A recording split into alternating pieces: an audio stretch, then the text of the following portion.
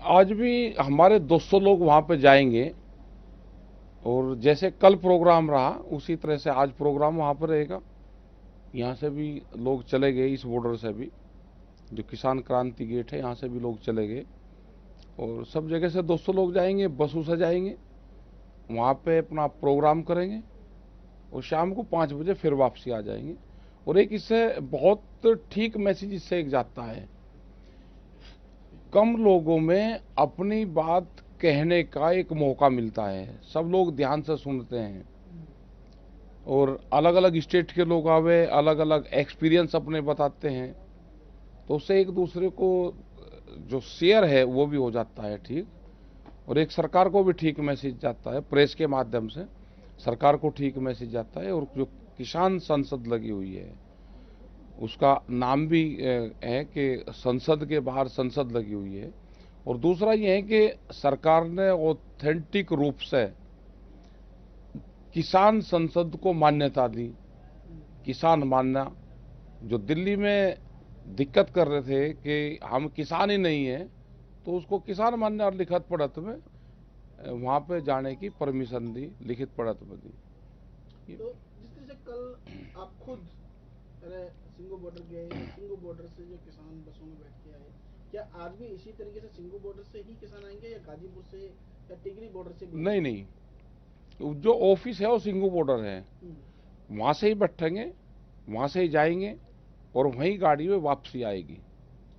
तो एक और आएंगे, गाड़ियों में ही बैठ के लोग वहाँ पे जाएंगे जी। तो आप भी जाएंगे आज? हाँ जा लें, आज 3 आदमी है चले गए हुए। आप भी जाएंगे आज? नहीं हम नहीं जा रहे आज। आज आप नहीं जा रहे?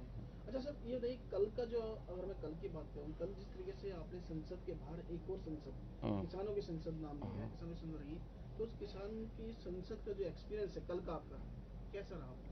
वो ठीक रहा ना कि करीब वहाँ 10 स्टेट के लोग वहाँ पे थे और अब अपनी स्टेट के बारे में बताया, उन्होंने बात करी वहाँ पे क्या क्या घटनाक्रम हो रहे हैं, फसल का रेट क्या है, क्या उनको दिक्कत आती है, वो सारी चीज़ रखी। और 3 कानून, मंडी, इस पे क्या क्या नुकसान होने वाला है, तो वो सारी चीज़ रखी उन लोगों ने और उस पर बातचीत हुई और उसका एक ठीक एक्सपीरियंस रहा। जहाँ किसान बैठे हुए पिछले 8 महीने से, जिन बॉर्डर पे, सिंगू बॉर्डर है, टिकरी बॉर्डर है और ये गाजीपुर है, यहाँ से डिस्टेंस पार्लियामेंट का ज़्यादा दूर है, लेकिन कल जहाँ पे आप बैठे हैं, पार्लियामेंट का डिस्टेंस वहाँ से 2 किलोमीटर था। कितना, आपको क्या लगता है कि अब जब पार्लियामेंट के बहुत क्लोज हैं आप, क्या आपको लगता है कि आप जो आपकी जो शर्तें, जो आपकी बातें हैं, वो जल्दी मानी जाएंगी या? नहीं नहीं, उससे ऐसा नहीं होता। लोकतांत्रिक तरीके में अपनी बात कहने का वो भी एक तरीका है। अपनी बात को आप कैसे कहोगे? अब हम कहते हैं कि हम पार्लियामेंट के वहाँ जाएंगे, तो पार्लियामेंट का मतलब ही जंतर मंतर होता है।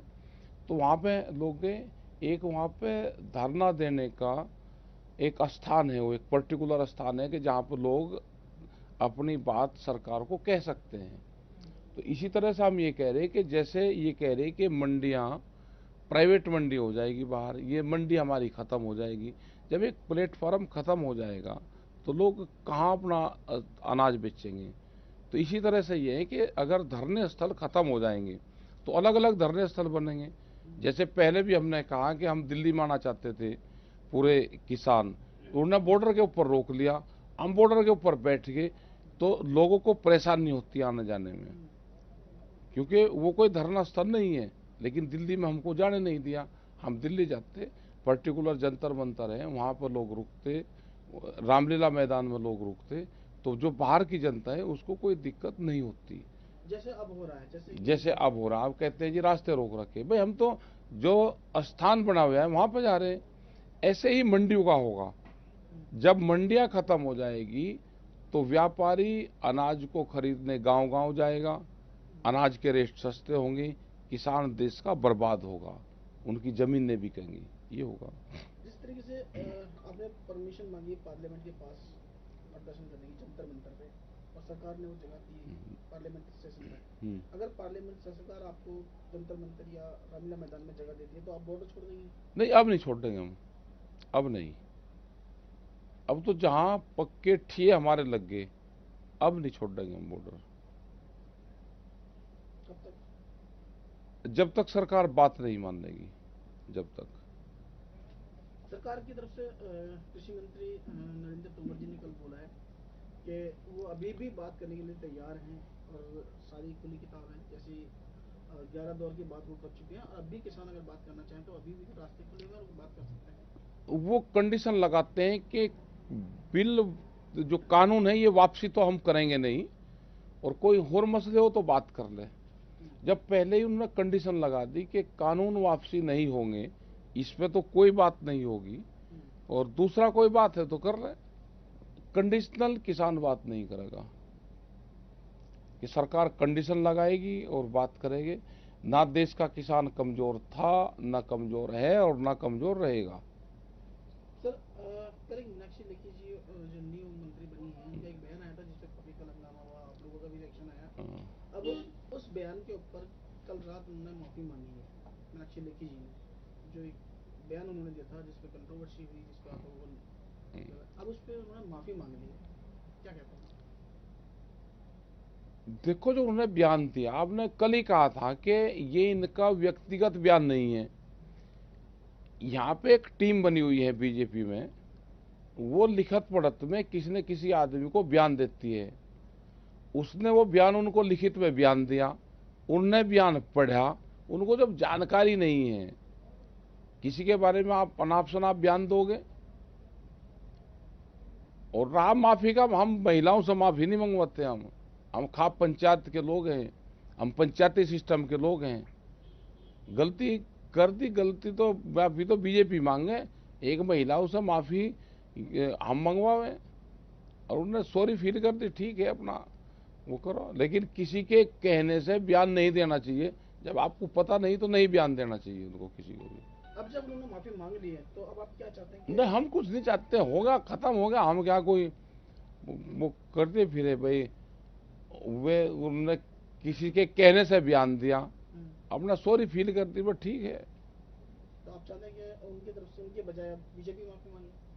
अरे मांग रखी, बस कह दिया, बस जिसने कह दिया उसी नहीं अपना सॉरी फील कर दिया। आगे ध्यान रखे, किसान किसान है, ये अंदाता है। अगर किसान को से ऐतराज है अगर किसी को, तो भाई एक हफ्ता, 10 दिन, 1 महीना रोटी मत खावे, ब्रेड मत खावे, दाल मत खावे, फैक्ट्री की बनी हुई चीज खा ले, कोल्ड ड्रिंक पी, जो कंपनी में सामान बनना, हाँ, ये चीज खानी छोड़ दे। जो किसान अन्न पैदा करता है उसको खाना छोड़ दे। फिर बता दिए कि हम किसान हैं, अपना सोना खा, चांदी खा, नोट खा, तो बहुत पैसे वाला है ना, तो अन्न मत खावे, किसान के उपजाए हुए उसका इस्तेमाल ना करें। और फिर 8 दिन बाद में बता दिए।